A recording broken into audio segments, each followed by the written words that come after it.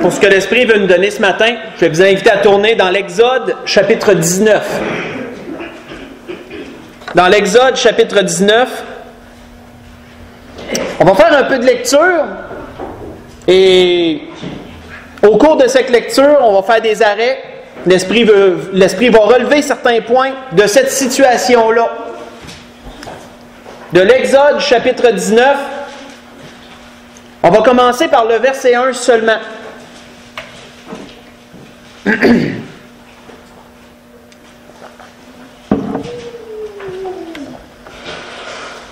Donc, il nous est dit, le 3e mois, après leur sortie d'Égypte, les enfants d'Israël arrivèrent en ce jour-là au désert de Sinaï. On va arrêter là. Pour nous mettre dans le contexte, Dieu, par Moïse, avait délivré son peuple de l'esclavage de l'Égypte. Son peuple avait traversé la mer Rouge par la grâce de Dieu et par la main levée de Dieu et sa grande puissance. Et Dieu avait fait un parcours particulier, avait fait faire un parcours particulier au peuple.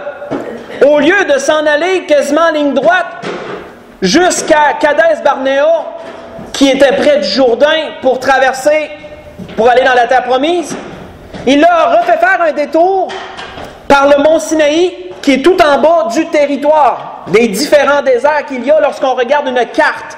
Ils ont longé la mer Rouge et sont descendus vers le mont Sinaï, à la place d'aller en ligne droite et s'en aller directement vers la terre promise. Nous voyons qu'ils ont marché pendant 3 mois pour se rendre à cet endroit-là. Moïse avait été rencontré par Dieu à cet endroit-là, au mont Horeb, dans le désert de Sinaï. C'est là que Dieu avait parlé, s'était adressé à Moïse par le buisson ardent. Et c'est là que Dieu a mené son peuple afin de s'adresser à son peuple comme il s'était adressé à Moïse. Nous voyons qu'il nous dit par la suite, du verset 2 jusqu'au verset 4, il nous dit, étant partis de Réphidim, ils arrivèrent au désert du Sinaï, qui est tout en bas de cette péninsule, de cet endroit-là. Et ils campèrent dans le désert. Israël campa là vis-à-vis de la montagne, qui est le mont Horeb. Moïse monta vers Dieu, et l'Éternel l'appela du haut de la montagne en disant, « Tu parleras ainsi à la maison de Jacob, et tu diras aux enfants d'Israël, « Vous avez vu ce que j'ai fait à l'Égypte, et comment je vous ai porté sur des ailes d'aigle et amené jusqu'à moi. » On va prendre une pause ici. Ça m'a interpellé quand l'Esprit a dit ça à son peuple par le biais de Moïse. Il a dit, « Vous avez vu comment je vous ai porté sur des ailes d'aigle pour vous amener jusqu'à moi. » Qu'est-ce que Dieu voulait dire par là?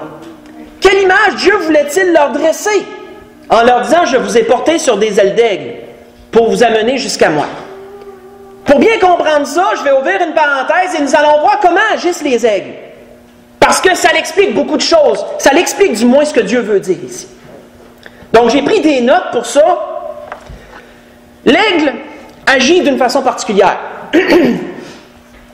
L'aigle aime tellement ses petits que lorsqu'ils sont vraiment bébés, il va commencer par les porter dans son bec s'il a à les transporter, ou il va les transporter dans ses serres. Dépendant de la situation, je ne suis pas un aigle pour savoir dans quelle situation qu'ils le font, mais soit qu'il va le transporter dans son bec, ou soit qu'il va le transporter par ses serres, dans ses serres. Lorsque l'aigle juge que le petit est en voie d'être capable d'apprendre à voler, il va commencer par battre des ailes devant son petit. Et là, lorsqu'il va voir que le petit va battre des ailes en voyant ce que sa mère ou son père fait, le petit va commencer à battre des ailes aussi. Puis lorsque la mère ou le père, je ne sais pas lequel des deux fait cette éducation, lorsqu'il juge que le temps est nécessaire, il va le transporter, il va le prendre dans ses serres, il va l'apporter dans un endroit très haut et il va le lâcher dans le vide. Et qu'est-ce qu'il va faire par la suite?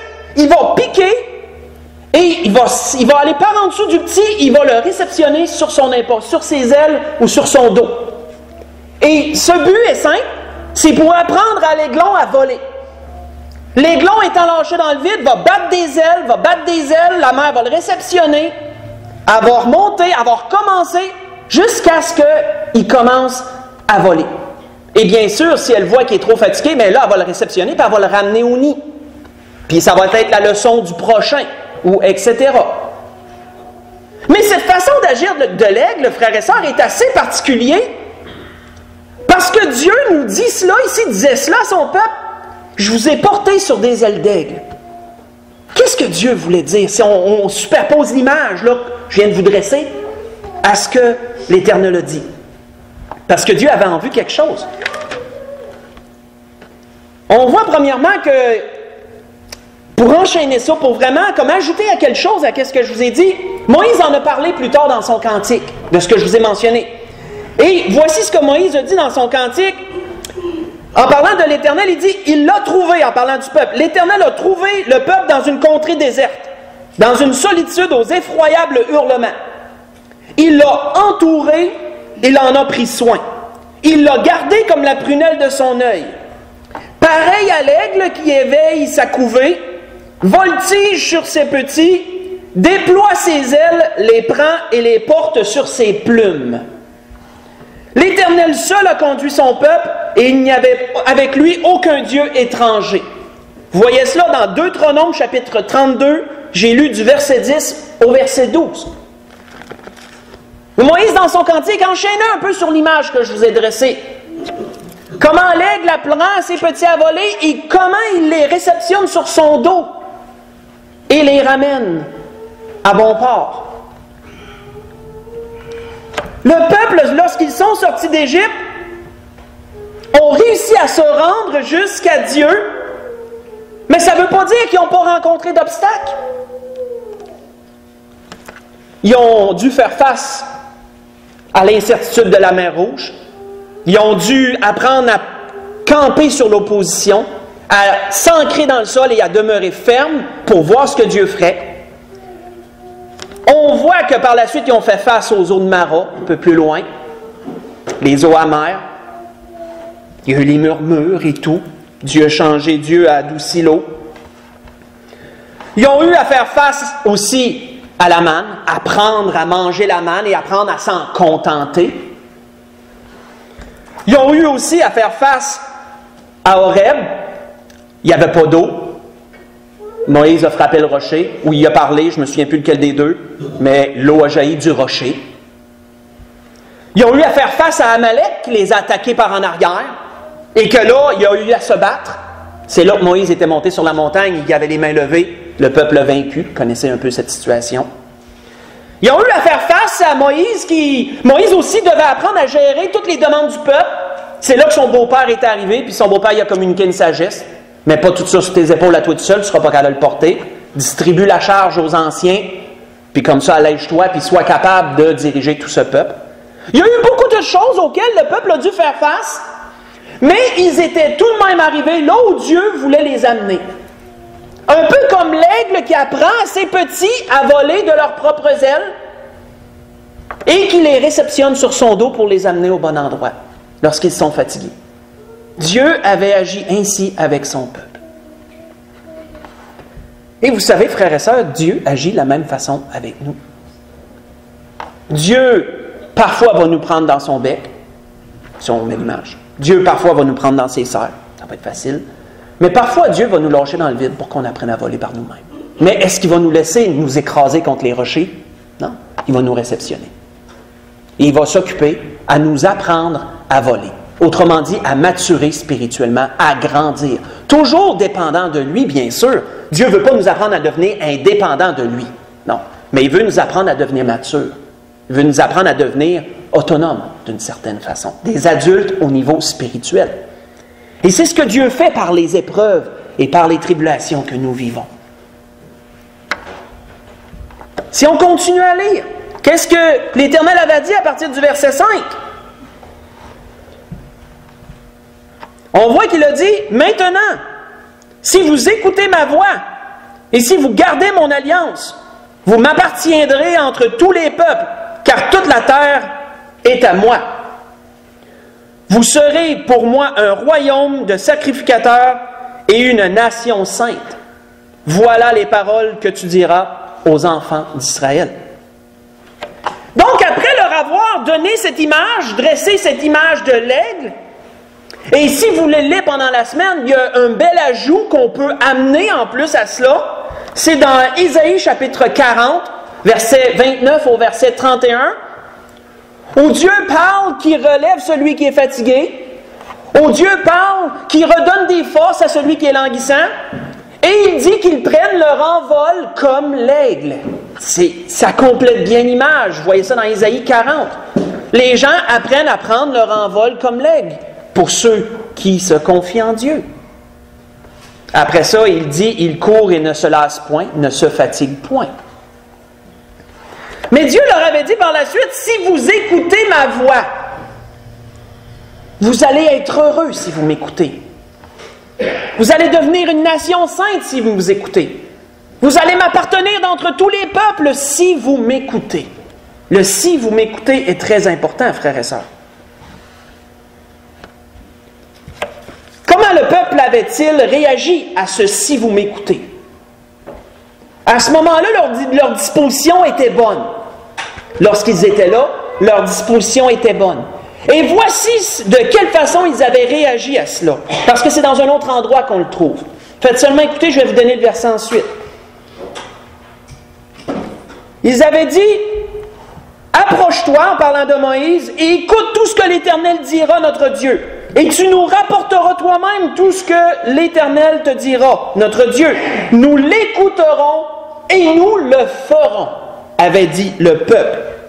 Nous l'écouterons et nous le ferons. L'Éternel entendit les paroles que vous m'adressâtes, dit. Et l'Éternel me dit, j'ai entendu les paroles de ce peuple qui t'a adressé, et tout ce qu'ils t'ont dit est bien. Et qu'est-ce que Dieu a dit dernièrement?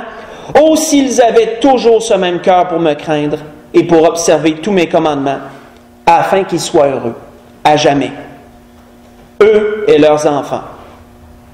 Ce que je vous ai lu, c'est dans Deutéronome chapitre 5. J'ai lu le verset 27 au verset 29. Le peuple était tellement bien disposé à écouter Dieu, mais ils craignaient Dieu, qu'ils ont demandé à Moïse d'aller pour écouter. Et ils ont dit à Moïse, rapporte-nous tout ce que Dieu va nous dire, et on va le faire. Et le tout est important, parce que le tout n'exclut rien. Le tout inclut tout, justement. Le tout inclut toute chose et n'exclut rien. Nous écouterons et nous ferons, avait dit le peuple. On voit qu'au verset 7, toujours dans l'Exode, chapitre 19, si on lit le verset 7 jusqu'au verset 9, Moïse vint appeler les anciens du peuple, et il mit devant eux toutes ces paroles comme l'Éternel lui avait donné. Et il est dit, le peuple tout entier répondit, nous ferons tout ce que l'Éternel a dit. Et Moïse rapporta les paroles du peuple à l'Éternel. C'est drôle comment Dieu utilisait Moïse comme intermédiaire, parce qu'on ne peut pas me faire croire que Dieu n'entendait pas ce que le peuple disait. Et Dieu, c'est tout. Donc, est-ce que Dieu avait vraiment besoin de Moïse? Je veux dire, certainement qu'il savait ce que le peuple pensait, puis il connaissait leur cœur. Mais Moïse a été quand même un intermédiaire entre les deux. Dieu l'a voulu ainsi. Moïse allait rapporter les paroles de l'Éternel au peuple, et Moïse rapportait les paroles du peuple à l'Éternel. Il faisait l'entre-deux. Mais il y a quelque chose de beau dans ce qu'on a lu au verset 8. Le peuple tout entier. Le peuple uni d'un même cœur, d'un même esprit et d'une même âme dans un même but. Le peuple tout entier répondit, nous ferons tout ce que l'Éternel va nous dire. Le peuple tout entier était prêt à tout. Il était prêt à tout faire, ce que Dieu demandait.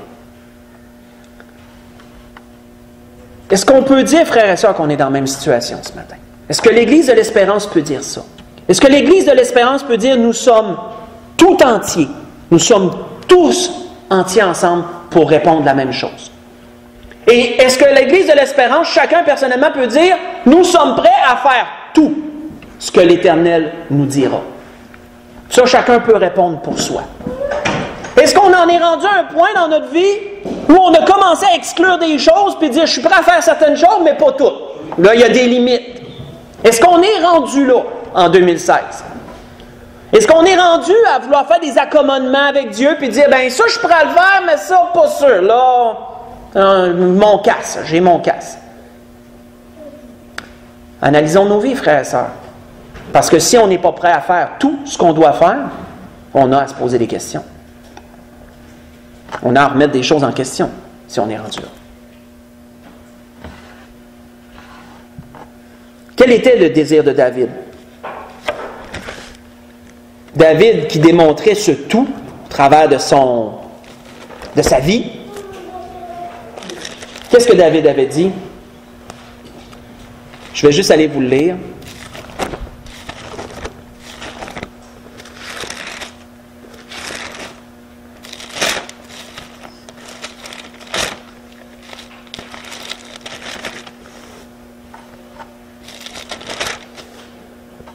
David avait dit à Dieu, « Sonde-moi, ô Dieu, et connais mon cœur. Éprouve-moi et connais mes pensées. Regarde si je suis sur une mauvaise voie et conduis-moi sur la voie de l'éternité. » Avait dit David dans le psaume 139, versets 23 et verset 24. Et David de dire à un autre endroit, il dit, « Fais-moi dès le matin, pas l'après-midi ou le soir, parce que ça serait trop tard, fais-moi dès le matin entendre ta bonté, car je me confie en toi. Fais-moi connaître le chemin où je dois marcher, car j'élève mon âme à toi, disait David dans le psaume 143, verset 8. Alors, où sommes-nous arrivés, frères et sœurs? Parce que comme le peuple, on s'en va rencontrer Dieu. On s'en va à la rencontre de notre Seigneur Jésus. On est sous ce chemin qu'on pourrait dire dans le désert pour s'en aller au mont Sinaï, si vous voyez l'image. On est dans ce chemin-là pour aller entendre les paroles de Dieu, pour rencontrer Dieu. Et comment sommes-nous, comment nous préparons-nous à cela? Dieu nous porte sur des ailes d'aigle, frères et sœurs, dans notre vie de tous les jours. Vivons-nous des épreuves, Dieu ne nous laissera pas nous écraser contre les rochers. Il va nous réceptionner. Et si on est fatigué, il va nous garder sur son dos le temps qu'on se repose. Après ça, il va nous obliger à voler encore un peu. Pour nous amener où? Pour nous amener devant lui. Mais sommes-nous encore tout entiers consacrés à Dieu? Est-ce qu'on est encore prêt à dire qu'on veut tout faire? Ou en sommes-nous rendus à exclure certaines choses? Chacun répond pour soi. On voit à partir du verset 10, si on continue. L'Éternel dit à Moïse, « Va vers le peuple, sanctifie-les aujourd'hui et demain, qu'ils lavent leurs vêtements, qu'ils soient prêts pour le 3e jour. » Et ce 3e jour, frères et sœurs, est symbolique. Ils devaient attendre 3 jours pour rencontrer Dieu. Le 3e jour, ils allaient le rencontrer. Depuis quand le Seigneur est parti, ça fait 2000 ans. On sait que Dieu calcule en jours. Nous aussi, on attend 3 jours. Depuis que Jésus est mort et ressuscité, l'humanité avait 3 jours d'attente pour rencontrer Dieu. Et on est rendu quasiment au 3e jour. Sommes-nous prêts à le rencontrer? Car il est dit au verset 11 qu'il soit prêt pour le 3e jour. Car le 3e jour, l'Éternel descendra aux yeux de tout le peuple sur le mont Sinaï. Tu fixeras au peuple des limites tout autour, et tu diras, gardez-vous de monter sur la montagne ou d'en toucher les bords. Quiconque touchera la montagne sera puni de mort. À ce temps-là, à ce moment-là, même les animaux ne pouvaient même pas toucher le bord de la montagne parce qu'ils devaient être lapidés si un animal touchait le bord de la montagne. Tellement que Dieu était saint, et si Dieu reposait sur cette montagne, toute la montagne entière était sainte. On ne mettra pas la main sur lui, mais on le lapidera ou on le percera de flèches. Animal ou homme, il ne vivra point. Quand la trompette sonnera, ils s'avanceront près de la montagne. Quand la trompette sonnera, frères et sœurs, n'est-ce pas ce que la parole nous dit lorsque le Seigneur va revenir nous chercher? Quand la trompette sonnera, on le chante même ce cantique-là, hein? Le 701, 700, le 700. Quand la trompette sonnera, oui. On voit qu'il est dit, dernièrement, Moïse descendit au verset 14 de la montagne vers le peuple, il sanctifia le peuple et ils lavèrent leurs vêtements. Arrêtons là. Il nous est mentionné, frères et sœurs, à 2 reprises qu'ils devaient laver leurs vêtements. Ça, spirituellement, comme de raison, on peut s'en douter, c'est très symbolique, spirituellement parlant, de laver ses vêtements. Parce que, spirituellement, nous recevons, lorsque nous venons au Seigneur, le vêtement des sacrificateurs. Nous recevons un vêtement particulier par le salut, parce que nous devenons sacrificateurs de notre Dieu. Et comme dans l'Ancien Testament, le sacrificateur, lorsqu'il était ordonné, si je peux utiliser ce jargon, il ne gardait pas les mêmes vêtements qu'il avait. Si vous faites référence, ces vêtements lui étaient enlevés, il lui était remis de nouveaux vêtements, des vêtements de sacrificateur. Et il devait veiller à l'entretien de ce vêtement-là par la suite. Il nous est mentionné quoi ici? Le peuple, il devait laver leurs vêtements. Ça fait quelques jours que vous n'avez pas lavé votre vêtement, mais vous lavez tous vos vêtements avant même de vous présenter devant Dieu. Spirituellement parlant, frères et sœurs, nous devons veiller à l'entretien de notre vie spirituelle parce que le vêtement, ça représente aussi les œuvres. Ça représente aussi nos œuvres. Nos œuvres garderont le vêtement que nous avons reçu propre ou le souilleront. Et de quelle façon on lave? C'est toujours au travers du sang de Jésus-Christ, par la repentance pour nos péchés, et le processus de nettoyage se fait tout le temps. Quand on comprend la façon que le Seigneur opère. Si vous voulez voir des références par rapport que les œuvres représentent notre vêtement, vous pourrez aller lire pendant la semaine Ésaïe 64, versets 5 et 6. Vous y trouverez une référence. Et dans l'Apocalypse, bien sûr, chapitre 19, verset 8, le vêtement fin lin sont les œuvres justes des saints. Référence assez claire aussi à cela. Laver ses vêtements, frères et sœurs. Image de sanctification qui doit être quotidienne pour nous. On voit que l'apôtre Paul avait dit aux Thessaloniciens, « Car Dieu ne vous a pas appelé à l'impureté, mais à la sanctification. » avait-il dit. 1 Thessaloniciens 4, verset 7. Tout comme le peuple, on est en préparation, nous aussi. Et tout comme le peuple, on doit faire ce que Dieu demande afin d'être capable de le rencontrer, afin d'être prêt à le rencontrer lorsqu'il viendra. On voit finalement au verset 15 qu'il est dit, et il dit au peuple, « Soyez prêts dans 3 jours. Ne vous approchez d'aucune femme. » Ça, c'était un ordre particulier pour les hommes. Parce que ça voulait dire, les hommes, aucun acte sexuel pendant ces 3 jours de préparation-là. Bien sûr, c'est symbolique, bien sûr. Pourquoi Dieu leur prescrivait cela? Des fois, Dieu prescrit des choses particulières au peuple, dans certaines situations. C'était simplement cette ordonnance physique à ce temps-là. Cette ordonnance physique à ce temps-là était simplement une marque de respect pour Dieu. Le saint respect que nous devons à Dieu dans certaines situations, dans certaines choses qu'on doit faire.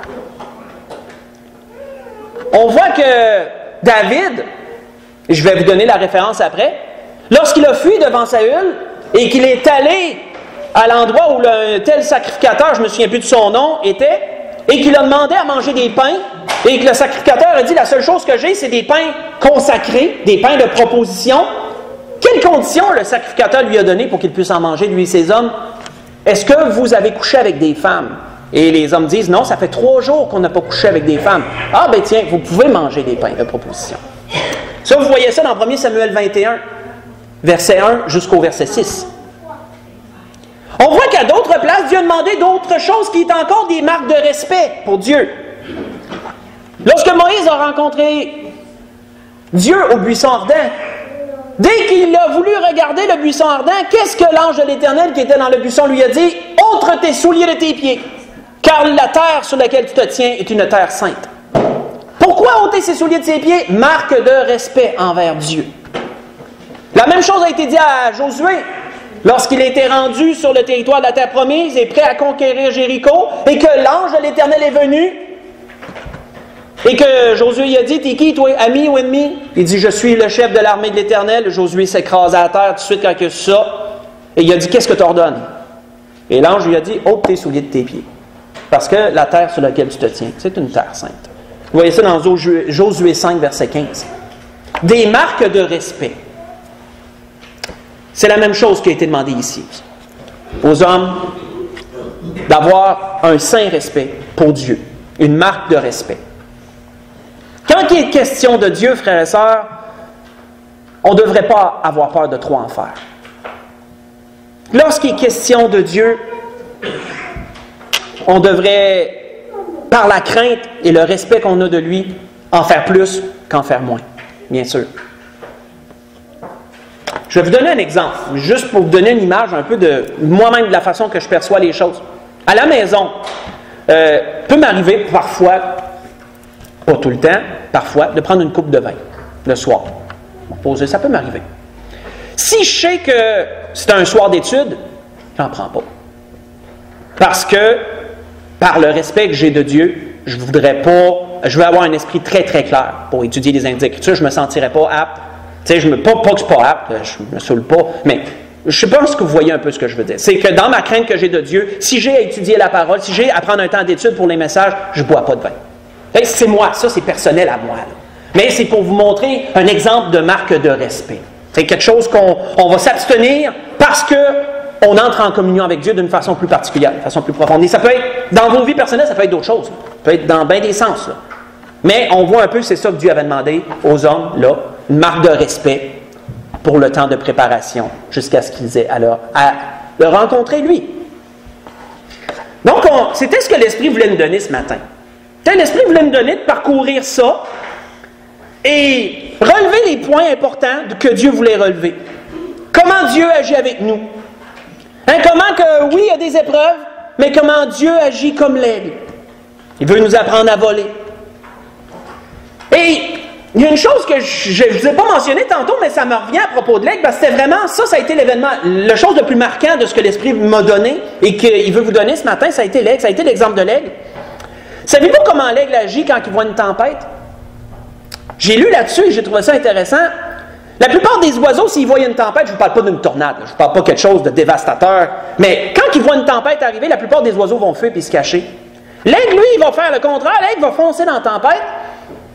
Et il sait que dans le milieu de la tempête, il y a des courants où tout ce qu'il va avoir à faire, c'est de déployer ses ailes, puis les courants vont le porter.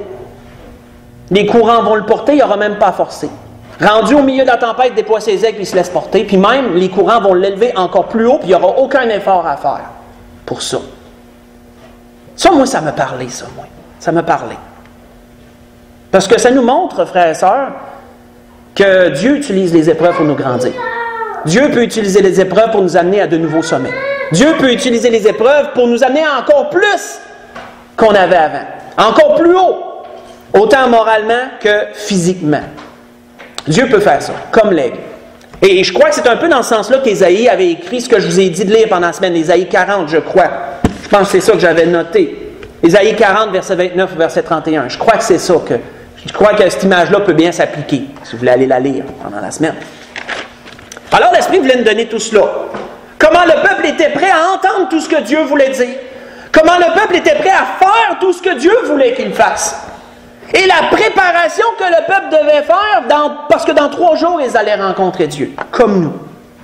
Une belle image pour nous ce matin que l'Esprit nous a dressée. Et pour conclure, on va aller reprendre la même situation, mais selon l'auteur d'Hébreux. Dans Hébreux chapitre 12, pour conclure, parce que l'auteur d'Hébreux a parlé de cette situation-là, lui. Et il l'a attribué à la grâce, il l'a comme amené au niveau de la grâce, cette situation-là. Dans Hébreux chapitre 12, on va faire un peu de lecture et ce sera la conclusion de ce que l'Esprit a voulu nous donner ce matin. À partir du verset 18, Hébreux chapitre 12, et nous allons reconnaître la situation qu'on a vue. Parce que là, ensuite, le peuple a rencontré Dieu et ça n'a pas été plaisant. Ça a été plaisant, mais en même temps, ça a été difficile. Ça a été une épreuve, d'un sens. Dans ce temps-là, parce que le tonnerre, la montagne qui fumait, le peuple, et même Moïse était rempli de frayeur de ce spectacle-là. C'est ce qu'on va voir d'ailleurs. Ouais? On va le lire parce que je suis en train de voler la lecture qu'on va faire. On voit que l'auteur d'Hébreux dit à partir du verset 18, il dit « Vous ne vous êtes pas approchés d'une montagne qu'on pouvait toucher et qui était embrasée par le feu, ni de la nuée, ni des ténèbres, ni de la tempête, ni du retentissement de la trompette, ni du bruit des paroles, tels que ceux qui l'entendirent demandèrent qu'il ne leur en soit pas adressé une de plus. C'est pour ça qu'ils ont voulu envoyer Moïse. Ils craignaient Dieu. Car ils ne supportaient pas cette déclaration. Même si une bête touche la montagne, elle sera lapidée. Et ce spectacle était si terrible que Moïse dit « Je suis épouvanté et tout tremblant. » Mais vous vous êtes approchés de la montagne de Sion, de la cité du Dieu vivant, de la Jérusalem céleste, des myriades qui forment le cœur des anges. Ça, c'est la grâce là, qui nous est dépeinte.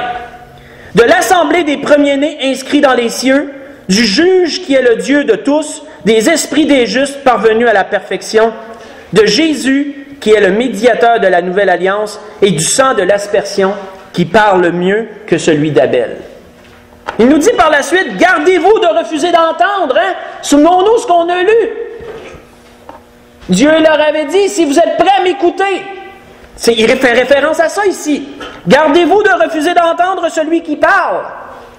Car si ceux qui refusèrent d'entendre celui qui publiait des oracles sur la terre n'ont pas échappé, combien moins échapperons-nous si nous nous détournons de celui qui parle du haut des cieux? Et même le chrétien, sous la grâce, a une grande responsabilité, celle d'écouter Dieu. Parce que s'il se détourne d'écouter Dieu, le jugement peut être sévère. Lui dont la voix ébranla alors la terre, et qui maintenant a fait cette promesse, une fois encore j'ébranlerai non seulement la terre, mais aussi les cieux. Ces mots, une fois encore, indiquent le changement des choses ébranlées comme étant faites pour un temps, afin que les choses inébranlables subsistent. C'est pourquoi, recevant un royaume inébranlable, montrons notre reconnaissance en rendant à Dieu un culte qui lui soit agréable, avec piété et avec crainte. Et nous terminons, car notre Dieu est aussi un feu dévorant. La grâce que je nous souhaite à tous, qu'on puisse méditer sur tout ce que l'Esprit a voulu nous donner ce matin, comprendre la grandeur de la grâce que Dieu nous accorde et ses bontés, son amour pour nous comme l'aigle qui aime ses petits, mais qui doit leur apprendre à voler. Et la méthode n'est pas nécessairement douce tout le temps, peut nous faire peur un peu, mais les petits aiglons, ils apprennent à devenir des aigles, et nous aussi, Dieu veut nous apprendre à devenir des chrétiens matures, des enfants matures pour lui. Soyons toujours prêts à écouter ce que Dieu veut nous dire, et soyons prêts à tout faire, ce que Dieu nous demande. Et si nous en sommes rendus à faire des compromis, mettons ça de côté, reconsacrons-nous, préparons-nous. On a une préparation à faire. Le Seigneur revient bientôt. Maranatha. Seigneur, bénisse, on peut se lever pour le dernier cantique.